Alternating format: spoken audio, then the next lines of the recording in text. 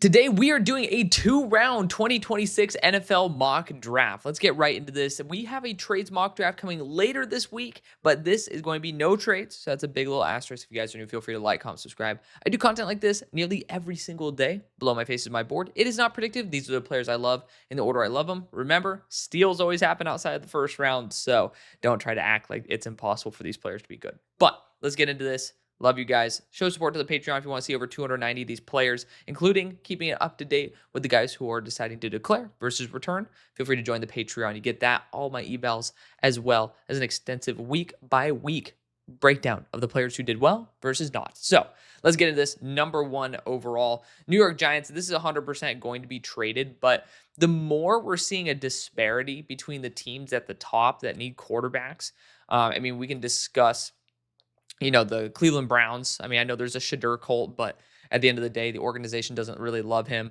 But it's like you're really seeing two top teams here, and then the Jets that are pretty far away. Some people want to talk about the Rams. It just gets exponentially more and more expensive to move down the board, which it makes it less likely for these teams to try to make that giant jump. And so it is very intriguing, weird spot to be in, but definitely something for us to keep an eye on for tomorrow when we start doing our trades mock draft or Friday. So number 1 overall, New York Giants. Again, I do highly think this is going to be a trade, but that's why we have a trades mock draft. This one allows it to stay nice and easy. And Giants fans, you guys most likely will be winning some games over the next week. So it's nice to give you guys at least a number 1 overall pick. But if you are sitting here at number 1, this is an extremely, extremely uncomfortable spot. Like horribly uncomfortable spot, to the point where I've almost wanted to bend the rules and have you guys trade out. But I don't know if I can do that. I'm going to do it. I'd like to make these rules, but you know what? This is my fucking show. All right? This is my show. We're trading inside of New York. This is the only trade of the episode. I promise. For the sake of this, you guys can end up flopping picks however much you like, but I'm not going to toss in 7, 18, and 39.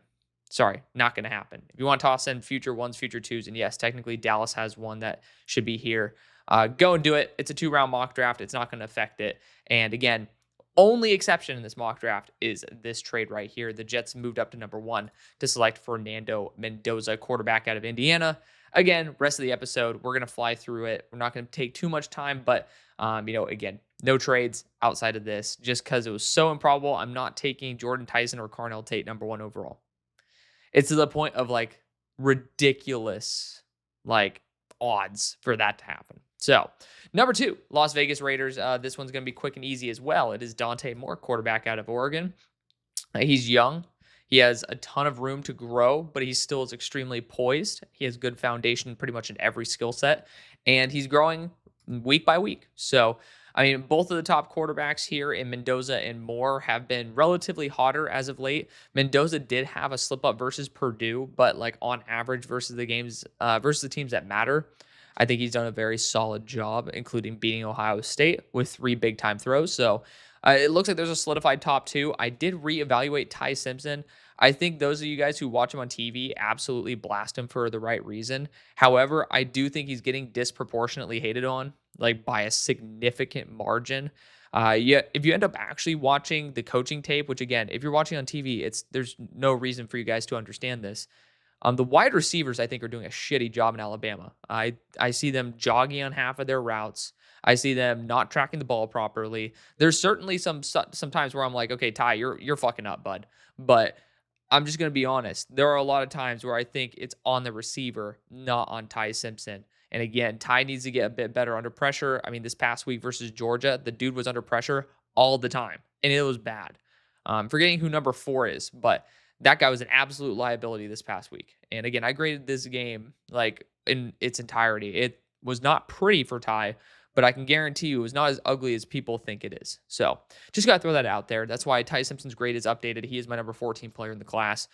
The other quarterbacks are moving up as well, but I do want to get a couple more games in before I finalize their grades the way I have with Ty Simpson. Number 3, Tennessee Titans. I'm always quick to the gun with this one. I'm going to continue doing that. Ruben Bain Jr. is going to be my selection. He's been consistent the entire year. He has a great frame. He is a little bit weirdly built, much heavier in the lower half, shorter arms, but consistent. Consistency is the name of the game, and you need to be able to maximize that. And I think Ruben Bain absolutely can. At number 4 for the Browns, I don't think that Ty Simpson would be their selection because of recent struggles and then, the Shedeur cult. Shedeur was my QB2 last year. As much as I want to rip him a new one for being, like just, blatantly spoiled and all that shit, there's no real point in making that a massive part of the analysis. He was my QB2. And so I still think that there's a future there for him in Cleveland. And, let's try to give him the best possible situation. So the best way to do that, I think, is to look at the offensive line, look at the receiving crew. Both of those need work. I don't think the offensive line has a talent that's available right now that would be worth it based on, a blend of realism as well as my board. So I'm not going to do that. I think the best value here is at wide receiver. Now, Jordan Tyson is my best receiver in the class. However, someone asked, how much do you value the injuries? I'm not a doctor. What I do know is that these injuries are not connected. It's not like he's had a billion knee issues, so there's something wrong with his knees. It just looks like there's a lot of unfortunate luck, but it could also mean he's more susceptible to injuries. That's something that the doctors will find out. And that's something that you nor me could actually end up justifying in our analysis. Unless you want to bullshit, which I'm just a no bullshit guy. I'm just 100 about it. We can't. It's perfectly fine to say like, okay, I'm a little bit concerned because I think this, but to try to criticize like, oh, well, you don't know what you're talking about because he has injury issues. Don't be an idiot. That's just false. You know that. We both don't know that. It could be true, but you're only true if you're guessing. So, I do think, though, that with that being a potential issue, I'd prefer to look at Carnell. Now, Carnell missed some time this year, too.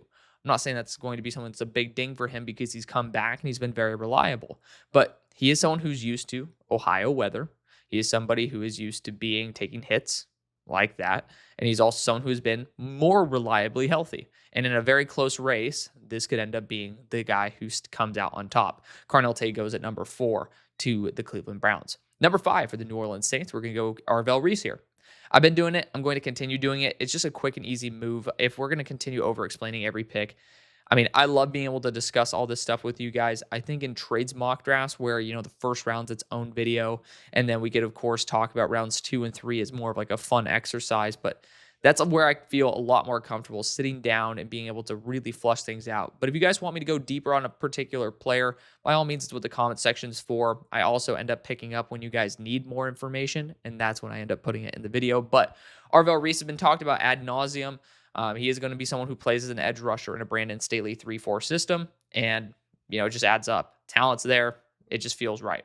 At number 6 for the Washington Commanders, we have seen Ruben Bain slip to them several times in most people's mock drafts, but not mine. Not happening here. So looking at the options available, defense absolutely needs help. I don't know if there's a player here that they would target. And their wide receiver core, I honestly think still could use an upgrade. And this is a pretty legendary class. The edge rushing class is actually pretty damn deep. The corner class, we have officially now gotten Jermod McCoy. I don't know what's up with these corners. I didn't think Ben Morrison should have come out last year. He did. Personally, I didn't even think Will Johnson should have come out last year. He did.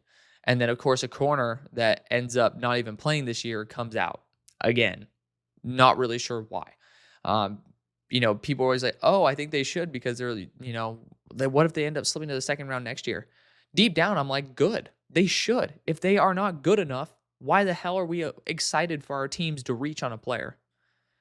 It's a weird position to take. I get it. But I just personally am not a fan of these guys who are injured coming out because they're afraid their draft stock's going to fall.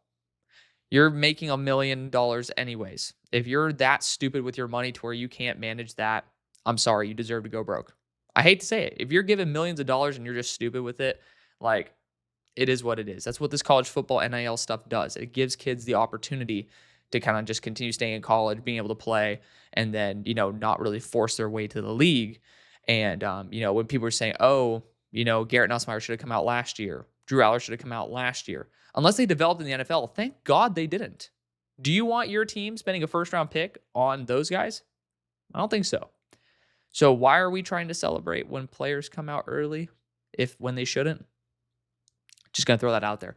But I was saying like, hey, let's not have a long rant session, but it is something that's pretty pertinent to today. I'm gonna throw a curveball here. I like to keep things fresh. I like to keep things new, and theories are always fun to play with. We're gonna go Jordan Tyson, wide receiver out of Arizona State, for two reasons. One, Washington can always use younger, more talented receivers.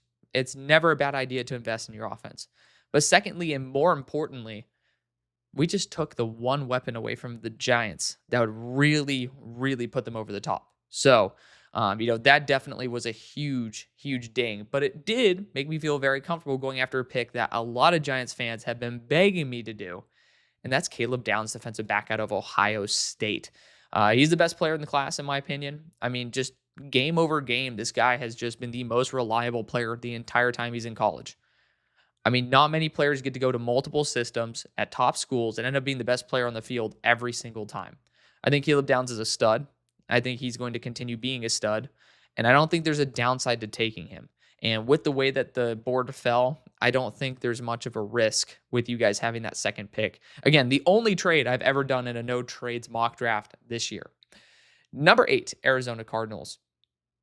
Jeremiah loves a super hot one. I do think that there is the chance that Ty Simpson gets selected, but I do believe also they might try to wait on said quarterback position.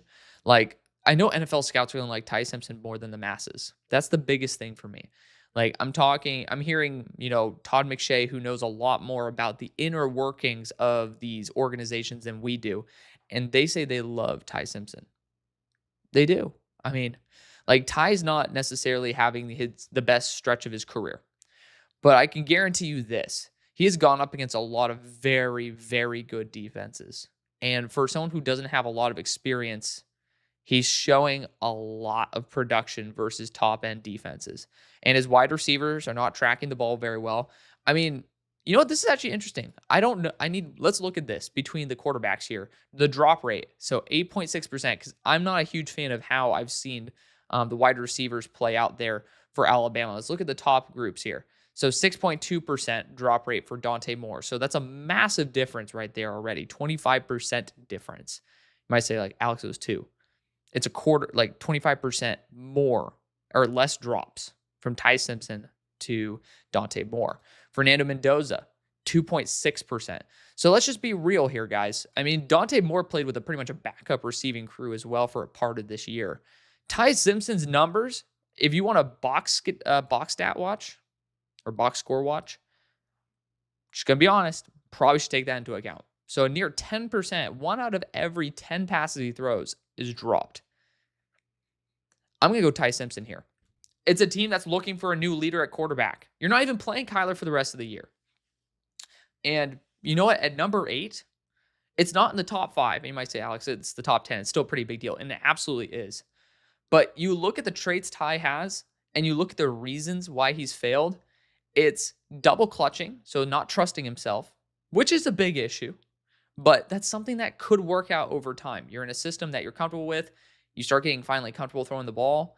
Your offensive line is not cracking every single second, which, to be fair, I mean, this is not one of those teams where I really think you have an A-plus line. But I love the pocket mobility.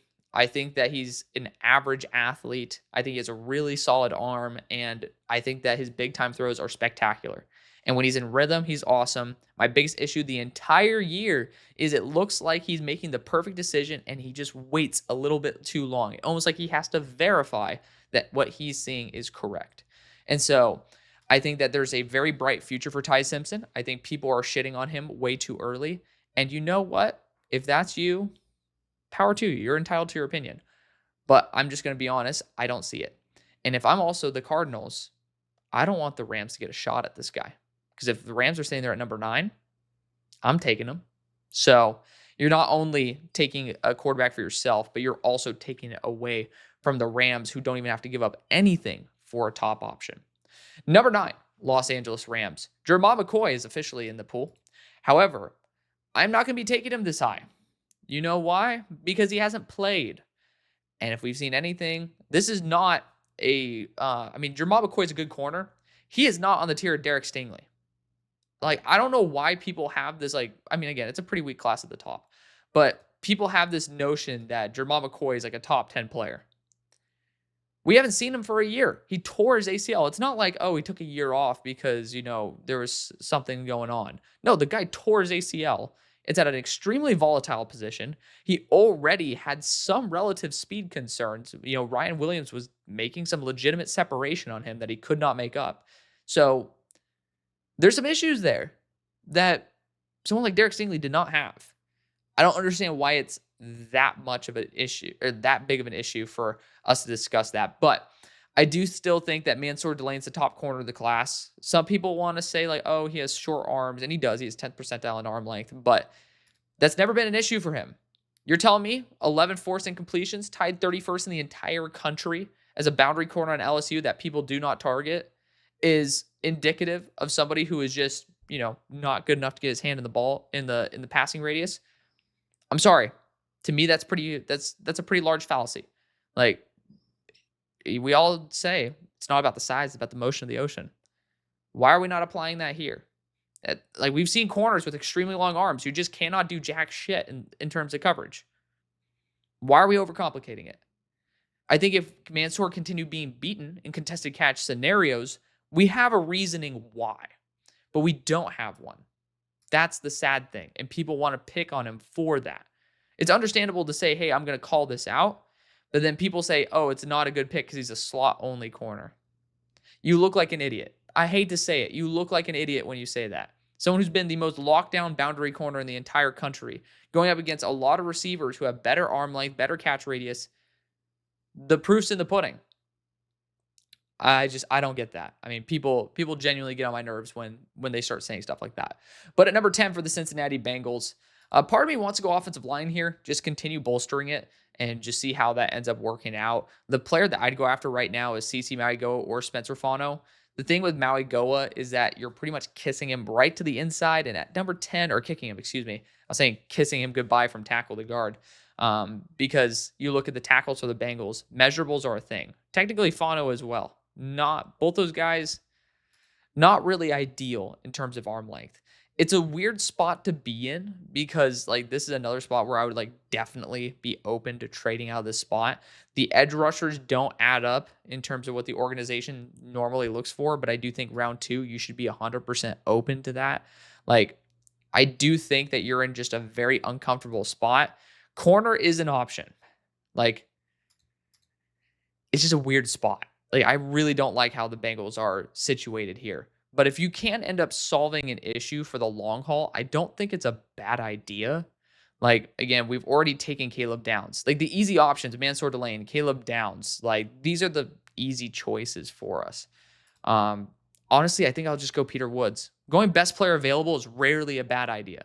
And I do know for a fact, Al Golden loves defensive interiors. I mean, that's what was working really well at Notre Dame. Wasn't necessarily the edges. It was the defensive interior that continued, and Riley Mills as well as Howard Cross getting a lot of pressure. And Peter Woods will absolutely provide a high floor option. And whoever complains about going best player available, it just doesn't happen. At number 11 for the Minnesota Vikings, Jermon McCoy would be an interesting one. Again, he's literally declared. Blows my mind, but it is what it is. I'm going to go after old but gold Jeremiah Love here. Some people think that he's better than Ashton Jeanty. I think that's kind of ludicrous. I think they're completely different players as well, different systems, different roles. But Jeremiah Love's a damn good player. I'm not going to use this to crap on him, but people are trying to say, oh, he's the number 1 player in the class.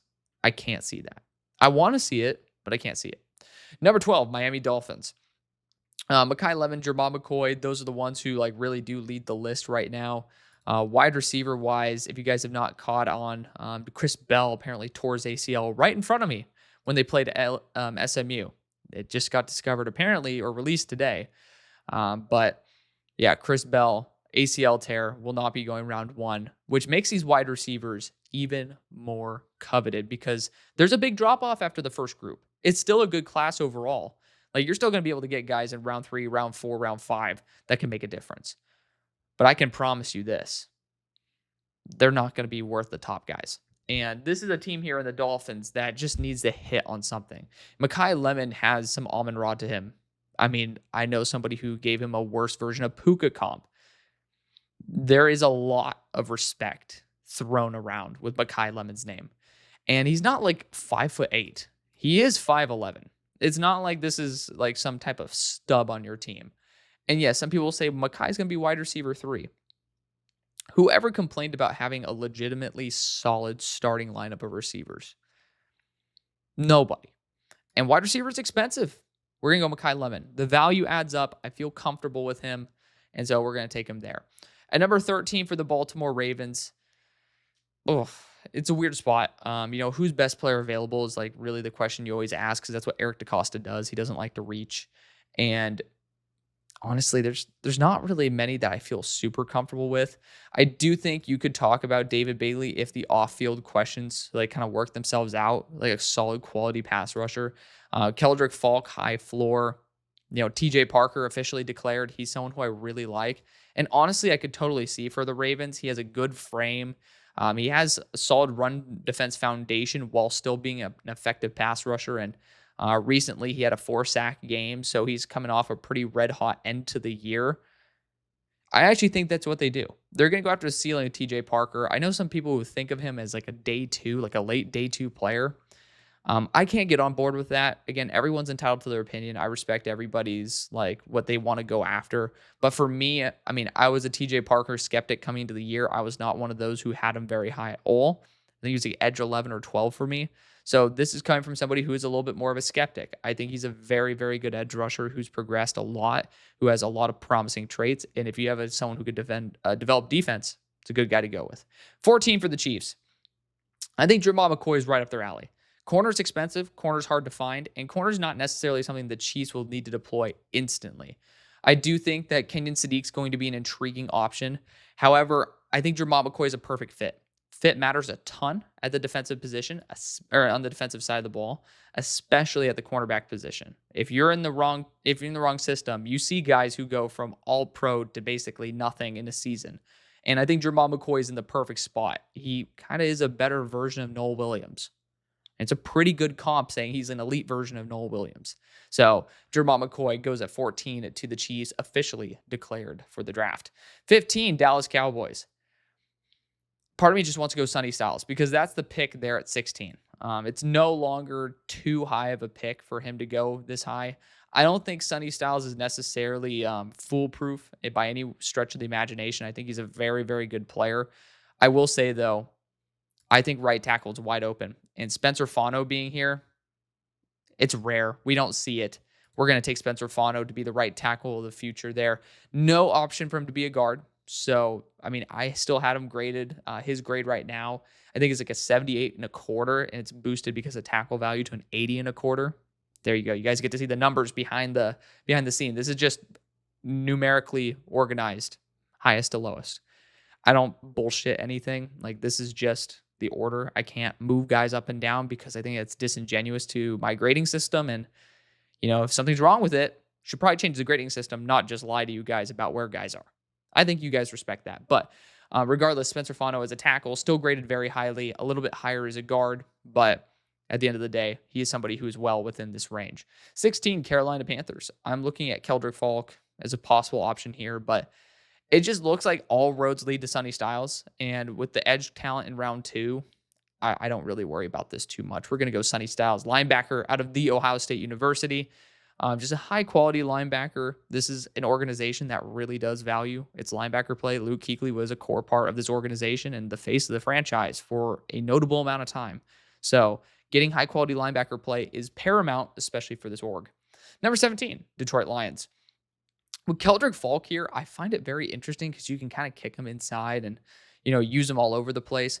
But I do think offensive line is the most important part of this Detroit Lions team. And I've seen people go Francis Cece Mauigoa and end up kicking Penei Sewell to left tackle in, the wake of Decker not going to be there probably anymore. And I think that's very, very intriguing. I actually don't mind it very much. But I think Lomu and Mauigoa are pretty close in terms of their value. Like, I mean, I literally have Mauigoa at a 78.75, and then, where the hell do I have Lomu? Lomu's at a 77.25. So they're a point away from each other. I do think Lomu's a little bit worse as a tackle, slightly, but him being on the left side, I think he'll be more of an instant impact. And I think that's a little bit more valuable. So I'm going to go Caleb Lomu. Arm length has not been an issue at tackle for him. I mean, Penny Sewell didn't have super long arms, but this is just a really high quality left tackle for you guys to just pretty much continuously be able to be effective with, rather than trying to play games with moving tackles all over the place. 18 for the New York Giants. First pick was Caleb Downs. At pick number 18, I mean, personally, I think Denzel Boston's a really good choice here. I don't think the value for wide receiver is going to be there at 33 unless you want to go after another ACL torn wide receiver in Chris Bell. And again, the wide receiver value has definitely decreased. This team does need wide receiver. I don't know why PFF doesn't think they need a wide receiver, but they do. We're going to go Denzel Boston, wide receiver out of Washington here. On top of him being like just a really solid wide receiver overall, he brings a whole new level to this offense as a contested catch threat downfield in a way that it frees up Malik Nabers to be whatever Malik Nabers does best. Like Denzel's a true one. I think Denzel's a very, very good wide receiver. He can play anywhere. He blocks really well. There's nothing really wrong with Denzel. I want him for my Steelers. So this is me being very generous by saying, hey, you get Caleb Downs, Denzel Boston, two of the highest floor players at their respective positions. Number 19, Tampa Bay Buccaneers. David Bailey would be an intriguing option here. I don't think there's any real position. Well, corners actually available. There's a lot of very good corners here. Brandon Sissy, Colton Hood, Avion Terrell, all like Avion Terrell officially declared. We'll see about Colton Hood, but I mean, with Jermont McCoy declaring, if Colton does as well, there's a possible chance that maybe there's something going on internally at Tennessee. That could be another reason why Jermont came out. But Colton Hood would work very well in Tampa Bay. They care about defensive backs a lot. They drafted 2 in the first 3 rounds last year. And, especially with, one of the positions, Jamel, opening up, it's a good chance that they could end up going after another one here. I will pass on it this time, though. I do feel like they're the type that maybe after investing so much, so early, they could end up trying to maybe patch it or, retain it for a little bit longer. But David Bailey's been extremely successful. The goal is to replace Hassan Reddick's vacancy. And so we're going to go after David Bailey here out of Texas Tech, hoping that the off-the-field stuff is not that big of an issue. If you guys want to do your research, it's all out there on the internet. I end up having it on my show. Feel free to go on X and then search David Bailey on my show or on my page. And then you'd end up seeing my research into understanding the behind the scenes with David Bailey. Number 20, Pittsburgh Steelers. Some really, really fun options on the board. By the way, Kenyon Sadiq's also an option for the Buccaneers. I just chose to go after edge at this time because it keeps it a little bit more fresh. But at 20 for the Steelers, I really wish Chris Bell did not have a torn ACL. I'd look at him. KC Concepcion is certainly an option, but I mean, personally, I think we're down to looking at quarterback, but there's nothing that's good enough here in the first. It's like quarterback, wide receiver. We could look at tackle right now. I mean, technically speaking, we can have Francis Mauigoa as our right tackle. Then Broderick Jones, we'll see what the future is there. But end up moving Fautanu to where he was a native player at left tackle for Washington. And then kind of just stick with that. I honestly don't think this is a bad idea either. Now, we'll see what the arm length is. I think CC's in the close to like the 32 to 33 range. It's going to be a little different than Fautanu, who had longer arms, Broderick Jones, who had longer arms. Like, we do have some measurable foundations.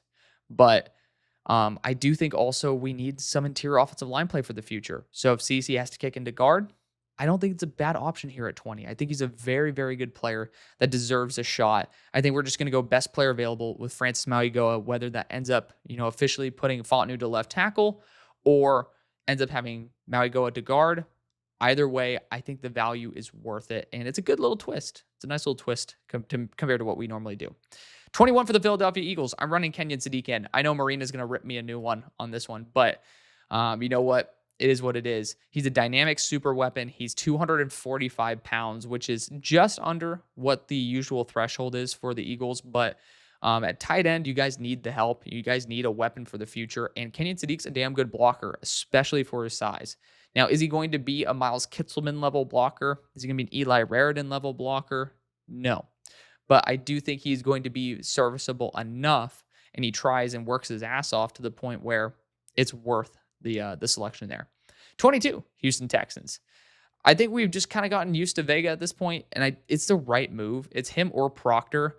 I will say this: Proctor's tackle upside, I think, would intrigue the Texans a lot more. He's going to have great measurables, and he's also from Alabama, so big school. It just lines up with what they normally go after. So I'm going to go after Caden Proctor here to play left guard for them and also have the upside to cross train at tackle. 23 for the Chicago Bears. I seen Caden McDonald selected several times much higher than this. I think he's a prime candidate for this selection here. But, running back, I don't think there's an option available. Quarterback, wide receiver, tight end, not going to be focusing on that here. They look like they have the left tackle of the future there with Ozzie Trapilo, especially in their minds, at least for another year. Interior offensive line, I don't think they target Vega or Emmanuel Pregnon in the first. It just looks like short term they have that covered. Boundary corner, don't think they're looking at it in the first round. Defensive back, it's possible. Someone like Dylan Thiedemann, Emmanuel McNeil Warren, but I just don't really think this is the right time for it. So it's between edge and defensive interior. I will say, I've gone Caden McDonald several times. I have not had Keldrick Falk at my disposal, and he's about that 285 to 270 range. He actually fits Dennis Allen's build perfectly, and he provides a really solid floor. Let's throw the curveball and not have the same pick we've done many weeks in a row with Keldrick Falk, edge rusher out of Auburn. Number 24, Buffalo Bills. Caden McDonald's a fun one here too, but I don't think they need to really target that too much. Keldrick would have been probably my pick for them at 24. Not going to do that this time. I do think that linebacker is an option. The linebackers, I will say, Anthony Hill has declared, so it does make me think he knows he's a top 2 round pick, because usually it's like first round, second round, or return to school. But on top of that, defensive back, Zaki Wheatley just declared today as well. I think at 56, that's a good choice. So maybe we can end up putting that on hold. Edge rusher again. It's a little bit weak right here. Like Cassius Howell has super short arms. Like you're talking about a complete shift from the standard build of edge rusher. And again, PFF, why do we have players who have decided to return to school in here? Just delete the fucking line, guys. Like seriously. I mean, I hate to say it. It's bad business. Like people have been saying for me to get away from PFF, and it's starting to get on my nerves. We pay money for this. Like you guys probably do as well. We pay money to use this. Like, have higher quality control. I mean, it's been nearly half a week to a week since Quincy Rhodes decided to return to school. This is not rocket science. I think it has been a full week. Like, guys, get your head and ass wired together, because it's getting a little bit ridiculous. And we have players that are on my board in the top 50 that are not even on here still. Just going to point that out. And they don't have eligibility anymore. So it's not like, oh, we're waiting to see. Like, it gets a little ridiculous sometimes. I'll just throw that out there. But for the Bills, actually, I'm going to go after Casey Concepcion. I do think that the value is impeccable especially given Chris Bell's injury. You need to just take shots where you can. The drops are a potential concern because it's been a couple years in a row with pretty high drop rate. But, Marcel Reed, not necessarily the most accurate quarterback in human history. Combine that with last year, not really a great situation, and you end up yielding this. Number 25, Los Angeles Chargers. Vega's available. I'm probably going to take that, but let's throw a curveball.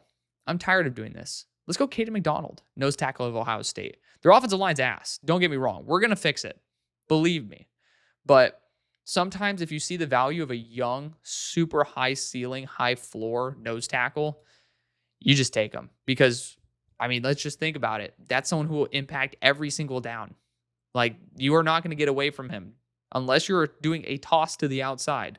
There's always going to be some impact with Caden McDonald. And again, we're going to address offensive line in the very near future. But 26, San Francisco 49ers, wide receiver is possible, but I just don't want to take Chris Bell with the injury. He literally just tore his ACL. It breaks my heart. He just did. So looking at other positions, there's not linebacker value available. I'm not going to go after an edge at this point. Cleve Lubin is a very intriguing option, but I'm just not going to pull that trigger. I really am going to opt for the offensive line. And I will say I want to look at the tackles first for the ceiling play. I don't think anybody here is necessarily jaw-dropping. I do think Trevor Gooseby would be a good developmental choice, but he also has had his relative struggles. I think, honestly, I'm going to go after Vega here. I'd rather go after a high floor option and, just kind of fill that left guard spot with someone who is an extremely talented player than try to like big brain the left tackle scenario. Granted, we could wait. And there are some good offensive linemen that we could wait for. We do need. I was just literally talking about Clev Lubin, and I think I'm going to go after it. Don't be a PFF big board ranking watcher. I can guarantee you they haven't taken players out that have declared or that have decided to go back to school. I can promise you not all of these are updated. This is not their focus, which to me is BS. Again, that's just my hot take. I think that PFF should have higher quality standard than that because they have some amazing people there, people who I love to death and have a ton of respect for. But this is kind of a shameful practice if you're going to, keep players in something that you charge people like 70 to 140 plus dollars a year to use. Should probably you should probably do that. I mean, again, I don't really care about the updated roster. I would say you should have everybody on it, but yeah, it really does get into me that somebody said he's returning to school a week ago and is still on here in their top 40. But Clev Lubin's going to be my choice there. He's been fantastic. Again, I think he's been dealing with an injury that he dealt with at the SMU game, but early in the game, he looked fantastic. And every single other game, he's been fantastic. I'm going to go with the trend. Number 27, Cleveland Browns. First pick, Carnell Tate. Second pick here, Vega is just such a good value that it's just hard to say no. Like, that's just where my head instantly goes is like best player available, super high floor. Like Vega will bring just consistency to the offensive line and kind of reminds me of a better version of Zach Zinter. Got to give you guys that flashback. But I mean, I think that's just really good value at this point. The tackles, I don't think provide what he does. So we're just going to go after it. We're going to go Vega, guard out of Penn State. And again, just go after the floor play. Number 28, Dallas Cowboys. Spencer Fano was the first round selection. I'm going to go corner here. And I know that it's not the biggest thing on planet Earth that you guys need, but it is something that you guys could easily address. I love Avion Terrell. I love Brandon Sisse. I'm going to go after a player who has a little bit higher zone IQ, and that's Colton Hood. I don't know if he's going to come out, but he's a great build, belongs in the first round, and does have some Kalen Carson to him. I like Kalen Carson coming out. You guys ended up bringing him on. He's had some moments, but Colton Hood's going to be my selection there. So Spencer Fano, Colton Hood is a nice little grouping to take away. Number 29, Seattle Seahawks. I'm actually going to go Brandon Sisse here. I don't think that I can't do that. Deep down, I want to pair up Sisse back with Eamon Wari. Like, I love the idea of that. I do think you guys end up retaining Tariq Woolen for the long haul. So I will fix the offensive line. Emmanuel Pregnon's such good value. I just got to take it. He is a damn good offensive guard, has great mobility, kind of pairs perfectly with literally who you just drafted last year. And so has the mobility, has the strength. And I mean, I don't think he's out of the realm of possibility of kicking to right guard. So I like him a lot. Number 30 for the New England Patriots. That would have been my dream pick for y'all. But should I go defensive interior? Trev had a really good mock draft, but that was like the one pick that kind of ticked me off a little bit. I'm like, why? Like, there's other positions we could have easily targeted here that are just not very controversial. Chris Bell is definitely still a choice. I mean, at 62, I don't know what the value is going to be there. Like, Chris Bell, again, just tore his ACL. It sucks ass. It really does. But I'll actually go after the curveball here and say at 62, I don't trust the value of the linebackers, and Anthony Hill has a ton of potential. I'm going to set him with Vrabel and see what happens. 31 for the Los Angeles Rams. First pick, Mansour Delane. Maybe should have waited on that. Didn't really expect for the corners to fall like this, but, it happens. Looking at other positions they can target, wide receiver again. I'm not going to take Chris Bell here. You're probably just going to be pushing for a Super Bowl at this point. Need somebody who's going to be available. Interior offensive line is something you could target right here. But again, I've taken the guys who I feel very comfortable with. And round 2 is where I'd probably be focusing on that. I do think we could try to see something in the safety department. Like, this is where we might end up seeing, because people are talking about Emmanuel McNeil Warren as a lock in the top 50. If there's an organization, and by the way, I think you guys should trade out of this spot. If there's an organization that'll take Emmanuel McNeil Warren in the first, it's this one. I've seen it in mock drafts before. I don't fully support it, but without trades, I think this is a position they target. I think Dylan Thieneman's better, but Emmanuel McNeil Warren, I think, fits Cam Curl's role. a little bit better. 32, Denver Broncos. You guys are continuing to win. It's awesome to see. I do think linebacker, you could focus on that. I'm not going to. A wide receiver again, just like I don't think Chris Bell would be your cup of tea. Tight end, we've already taken the option available. So you're starting to just try to pick up a spot where there's good value. I mean, I guess CJ Allen would be a good choice. I mean, it's Vance Joseph. He's going to make it work. So I'll go CJ Allen here at number 32. 33 for the Giants. We've taken Caleb Downs and Denzel Boston. The one trade I will do in the no trades mock draft. Very happy with that. Again, we got our wide receiver. We got a real high quality defensive back. I do think getting some interior offensive line help is a good idea. Jennings Dunker's a really fun option. Ugh. I can't sell myself on it. I do think with the boundary corner value available, you just got to go after it. We're going to go Brandon Sisse, cornerback out of South Carolina. It's too good to pass on. This is someone who, in my opinion, his ceiling is a top 10 player in the class. He can fly in a straight line. He got eviscerated versus Texas A&M, and that's the only reason why I don't take him in the top 20. But he has a perfect build. He's a great corner for the boundary. He's shown immeasurable strength and measurable growth. Just again, had a big slip up at a horrible time of the year. 34 for the Vegas Raiders. First pick was Dante Moore. The right side of the offensive line definitely could use some help. I know you guys said, oh, we got Charles Grant. Yeah, but I don't really know if that really solves it, in my opinion. However, I think just going best player available is the best thing to do. I would love for that to be Avion Terrell. I don't think it is. You guys have actually been able to maximize some corner talent. Your free safety position's ass. I'm going to go Dylan Thieneman here. I know it's it's not a super high value position. Well, I will say Christian Miller's available. Equally as talented, possibly even more talented, at a higher value position. We'll go after Christian Miller, defensive interior out of Georgia here. 35, Tennessee Titans. First pick, Reuben Bain Jr. Pick here at number 35. I'm rolling the dice on Chris Bell. I'm just going to see what happens. I mean, no. Avion Terrell's here. You might as well take him. And we don't want to have an injury red flag and have Cam Ward have to wait on reinforcements. Rather end up just retooling the defense and just putting a lot less stress on our starting quarterback. Avion Terrell is such a good player. He should be a first-round pick. Just a lot of very good corners at the top of this class and based on the guys who are declaring. 36 for the Cleveland Browns. Carnell Tate, Vega are the first selections. I feel very happy with that. You're getting just real good quality talent. Again, I mean, you could even go Chris Bell at this point because you can sit him and just say we're going best player available. I don't think that's a bad option.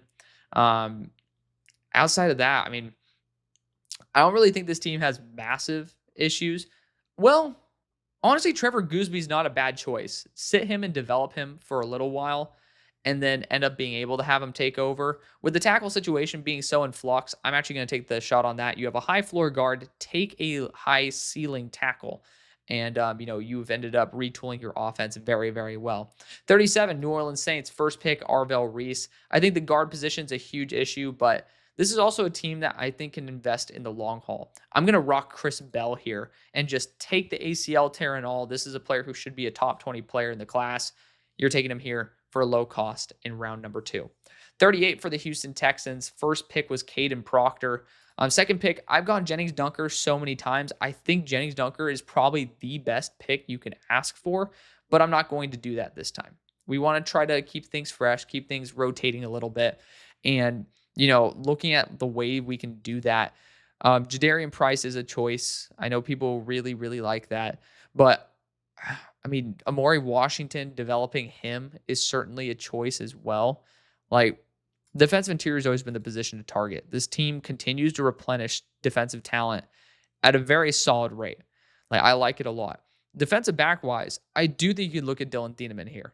I mean, have him pair up with Kalen Bullock as the young duo for the long haul.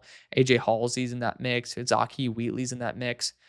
This is a team that's not afraid to go after a player that's just best player available that might be a little redundant. And I'm going to take that curveball. It might be an ass pick. By all means, call me out for it. Be a dick. Don't be a dick about it.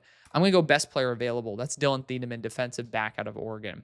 Number 39 for the New York Jets. First pick was Fernando Mendoza, the only trade in this mock draft. Here at number 39, I need to see the severity of Omar Cooper Jr.'s issue, because he ended up only playing, I believe, 3 snaps versus Ohio State. But I do believe that it was, I mean, we can end up looking it up if we want to. Let's see. I mean, I want to make sure that we're going to drag this over. And I'm just going to look Omar Cooper injury. We're going to look at this up together. Omar Cooper Jr. injury. How severe is this? Because I just remember he's only played. So right leg / ankle injury. Okay. Let's see. What's the immediately limped, was evaluated for right ankle and knee, was seen with a black wrap on his calf. So interesting. Well, we'll see if he's going to be available. Ad blocker enabled. You guys can kiss my fucking ass. Yeah, there you go, buddy. Enjoy your 2 cents from me for my click, bud. But yeah, well, a little bit more. Okay, you don't think that there was anything that happened that will affect our next game? That's all I needed to see. So I'm going to actually have him pair back up with his quarterback, Omar Cooper Jr., wide receiver out of Indiana, pairing back up with Fernando Mendoza. Great connection the two have. Omar Cooper Jr. also has bailed out Fernando Mendoza a couple of times as well. 40, Arizona Cardinals. First pick, Ty Simpson. Going to ruffle some feathers. I love you guys anyways. I'm looking at right tackle here, and Blake Miller is someone who is talked about very, very highly. He has 35-inch arms. The last time he played was versus Dylan Stewart and held him to 1 pressure. So he is kind of red hot right now. Maybe in the playoff we see something change, but we're going to go Blake Miller, right tackle out of Clemson, to protect Ty Simpson. Number 41 for the Atlanta Falcons. It's their first pick of the draft. I do think nose tackle's a good option. Amari Washington is kind of perfect for that. He's 330 pounds. He can blow up whatever line is in front of him. And if there is a large exodus of players from Oregon that are younger, like Dante Moore, Kenyon Sadiq, then Amari Washington absolutely could be joining them. So we're going to have him go to the Falcons to obliterate the front of that defense, or at least obliterate the front of the offensive line and free up the rest of the defenders. 42, Cincinnati Bengals. First pick was Peter Woods. It's either edge or offensive line at this point. I really like Caleb Tiernan to play guard, and Austin Searveld as well. Both of them are really, really good. Caleb Tiernan has the ability to play tackle. In my opinion, he easily could play tackle as well. He's just a very solid player. The only game he's had an issue this year was pretty much, well, UCLA, he had some trouble, but Illinois. I don't know why. Gabe Ack has got the best of him, but I will say this. Caleb Tiernan is a really, really good player. He might be 6'8", but I think he's going to be a super high-quality offensive lineman, whether he's a tackle or a guard. And in this case, it's not bad to have either. Number 43 for the Vikings. First pick was Jeremiah Love. I'm running this one to the podium. I'm going to be going after Jennings Dunker, tackle out of Iowa, to play center for us for the long haul. He's just a damn good player. The value's there. It makes sense. It's one of those players you rush to the podium for based on the fit. Number 44, Miami Dolphins. First pick was Makai Lemon. Here at number 44, I definitely think that you can look at Austin Searveld to play some offensive guard for you. Like, it is in that zone where it's like, let's just focus on best player available. I'm looking at the corners, and Keith Abney's here. I'm just going to take it to the house. Could have been my pick there for the Vikings, but I also think the Vikings can make do with worse defensive talent because of their coaching, and they need to invest as much as they can on the offensive side. But Keith Abney's a great pick up there for the Dolphins. 45 for the Ravens. TJ Parker was their first selection. They like to go best player available. I'm just going to retool the entire defensive front with Caleb Banks, defensive interior out of Florida.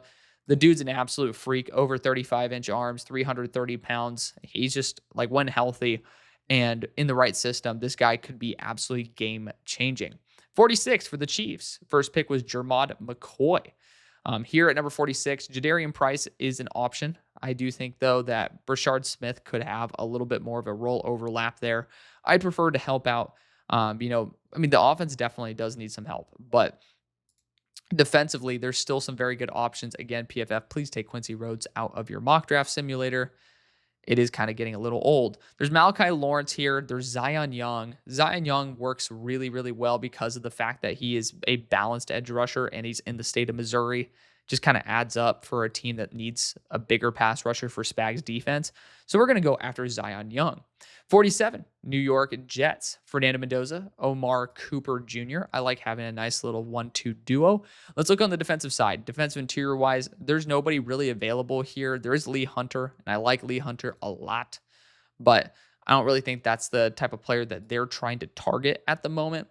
I will say defensive back, there's just really good value here with someone like AJ Halsey. Could be like someone who is more of a headhunter for him.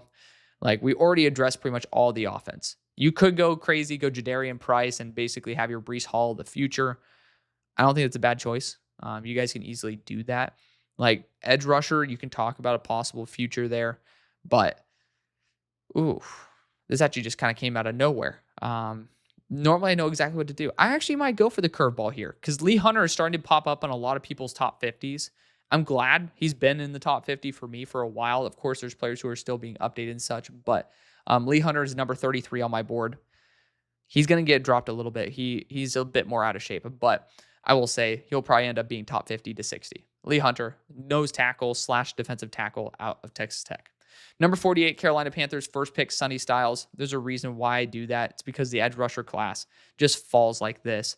And you can't really go wrong. R. Mason Thomas is awesome. Cassius Howell is awesome. Like, you really can't go wrong. But if you are going to look at the quality or the style of edge rusher the Panthers drafted last year, 260 plus and really good measurables on average. That's Malachi Lawrence. This says 250. He was actually weighed in at 263, has 35-inch arms, and he's in the state of Florida, so pretty close by. I'm sure they had a lot of eyes on him. We're going to go Malachi Lawrence, edge rusher out of UCF, who can also play from stand-up. A little bit Scoreton-esque, if I'm being honest. Really good player, nonetheless. 49, Detroit Lions. First pick, Caleb Lomu. Second pick here at 49. Could look at the center room. I will be keeping Connor Lew out of this just because it's pretty obvious that, with the ACL tear, low value position, I mean, that usually just means they're going to declare, but we're just going to continue under the impression that they don't. Boundary corners, not impossible for this team. I do think people undervalue edge. And Cassius Howell at this point, his tenacity is through the roof. I think this is just something where you're going a best player available, and Cassius Howell is going to be the guy. 50 for the Indianapolis Colts. Is quarterback on the board for them? That's a legitimate question. Like, Jaden Maiava could be really interesting in this system. I think in round 3, they're going to take a shot at the very minimum in round 3. Edge rusher with the value available definitely makes a lot of sense. Mateo Uiagalelei, bringing some pass rush ability. Deny Dennis Sutton. Akeem Mesidor, throw him into the mix. Max Llewellyn. Like, there's some very good players. Vincent Anthony Jr.'s buddy in Wesley Williams. Love him to death. Like, very good choices all around. Linebacker-wise, there's still Deontay Lawson, and then there's Jacob Rodriguez that I want to give a shot to. So Jacob Rodriguez probably should have been invited to New York for the Heisman ceremony. We're going to give him a shot here in Indy. 51 for the Buccaneers. David Baylor is the first selection. Jacob Rodriguez would have been a fun one here in round 2, but instead, I'm going to still go into the linebacker room. I'm going to pray that Deontay Lawson stays healthy, but he is a damn good linebacker, and he has been proven year over year, even through injuries, to be consistent. 52 for the Steelers. First pick was Francis Mauigoa. Wide receiver is a choice here for sure. I think we can wait one more round if we want to for that. This might be where you need to take the quarterback position, and we'll see. But Jaden Maiava has an extremely high ceiling. There's still very good quarterbacks you can try to take down the line. I think Darian Mensah is definitely returning to school. If he makes a strong push in the playoff, maybe he comes out, and that's kind of like my dream pick for us. No, I'm not going to include it. It's a 2-rounder. If it was 3, we'd debate it. But we're going to go Jaden Maiava here, quarterback out of USC for the Steelers. He's big, has a strong arm, kind of a gunslinger mentality. Definitely somebody that can bring some really good competition there with Will Howard for the future. 53 for the Eagles. Kenyon Sadiq was the first-round selection. I'm going to rush this pick here. You got Chris Johnson, Julian Neal, and Davison Igbinosun, all of them fantastic. Chris Johnson, I do worry a little bit about his athletic profile. I think Julian Neal's going to be the one who tests out the best and still has solid zone coverage ability. He's 210 pounds as well, so he's a really solid, very physical boundary corner that I think you guys can take for the long haul in the future. Number 54 for the Houston Texans. First pick, Caden Proctor. Second pick, Dylan Thieneman. We've been kind of just going best player available. Here at number 54, I do think you should look at offensive line. There's still some very good ones. I'd prefer to look at the centers, but again, I don't know if my boy Lyndon Cooper is going to be viewed that highly. But defensive interior still is a position to target. To be fair, we've kind of cleaned house in that regard. So let's disregard that. Let's just disregard it entirely. I do think that running back's a choice here. And with the value of Jadarian Price right in front of the Bears, we're just going to take the shot and see if it sticks. Him, Woody Marks, even if there's a little overlap there, has a rich person ever said that it's bad to have more money? Oh, my lobster's too buttery. My steak cut too cleanly. Like, it is what it is, man. 55 for the Bears. First pick, Keldrick Falk. Second pick, would have loved Jadarian Price, but not the option today. Some people want Emma Johnson. Doesn't have the home run hitting ability, in my opinion, for this offense. Like, I'd personally just look at a pure nose tackle at this point. It does suck. Like, I've kind of siphoned off the majority of the players who I like for this team. And funnily enough, the edge position is the one that has guys left. I'm actually going to look at the safety position. And with Zaki Wheatley declaring, they've gone to Penn State in the second round before with Brisker. We're going to go back with Zaki Wheatley, who's a very talented defensive back out of Penn State. One pick in front of the team that I said I was going to take him to. But Casey Concepcion was the first selection for the Bills. I think with that, we have to just go and look at the edge rushers. And Mateo Uyunglele has a really bright future. I think he's going to be worth taking the shot on here. Edge rusher out of Oregon. He brings the size. He's still super nifty. A very good pass rusher. Worth the investment, I would say. 57 for the Los Angeles Chargers. First pick was Caden McDonald. I told you guys I'm going to invest in the offensive line, and I absolutely am. There's some very good players all over the board here. I love Kobe Baines. Got to give him a shout out. He was reevaluated today. And I focus very heavily on the Texas Tech game. By far his worst grade the entire year. He still played like a second-round quality player to me. I highly doubt that he goes in this range, so I will not be taking him here. I beg you guys to go watch him. I think he is a fantastic guard. But looking at the players still available, Caden Green, I think, is a fantastic choice. But Austin Seerveld has that tackle and guard flexibility that could prove valuable if there's still some lag period for the tackles to come back. At number 58 for the Niners, Clev Lubin was their first selection. And again, we could have ended up, maybe sniping somebody down the board. But I'm going to go Isaiah World, left tackle out of Oregon here. I do think that he's a great player to kick into guard in the short run and have him be the long-term successor at tackle in the long. 59 for the Jacksonville Jaguars, first pick of their draft. They've done a fantastic job since acquiring Jacoby Myers, which is, it's showing you what could have really helped them earlier is a bit more balance in the receiving core. I'm just going to continue investing in the corner core because I see the value here with Chris Johnson as well as Davison Igbinosun. I see Igbinosun being similar to how Tyson Campbell was coming out, but just looked a little bit more down upon. He is still like a 6'2", 195-pound, consistent, experienced corner who's gotten better every year. I'm going to go Davison Igbinosun there at 59. At 60 for the Green Bay Packers, again, another really quick and easy one. I'm going to go Chris Johnson, cornerback out of San Diego State. Like, it's a team that needs a boundary corner. This is someone who's been super productive for San Diego State, and, it adds up.